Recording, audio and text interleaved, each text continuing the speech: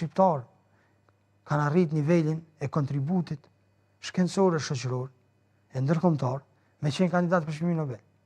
Pra, ju besoni se më tepër e ka merituar këtë post zonja Rushiti se sa zonja Osmani? Kjo çështje është tjetër, sepse parlamenti deputet kanë posë me vendosë. Propozuar, a i bie kështu?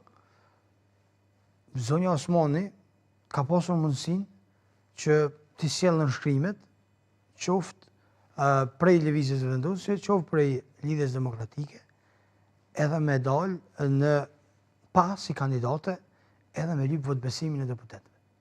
Gjo që se ka bo. Je keq, nuk e ka bo. Edhe paralajmërimet e saj kanë qenë të hershme, që do të garantë në politikë. A zonja Rushiti si ka sjellur nënshkrimet? A zonja Rushiti si ka sjellur nënshkrimet? S'poko si ka refuzuar ato. Nuk i ka refuzuar ato. Pse Osmani refuzoi? Osmani refuzoi? Në momentin që ajo i njëroj, nuk i drejtua askujt i kërkoj ato, si ta kuptoj ndrysh. Le ta provon tash përmes procesit zgjedhor. E ka provu edhe më parë. Vetëm lëvizja e ka bërë presidente. Ka karu edhe më herët.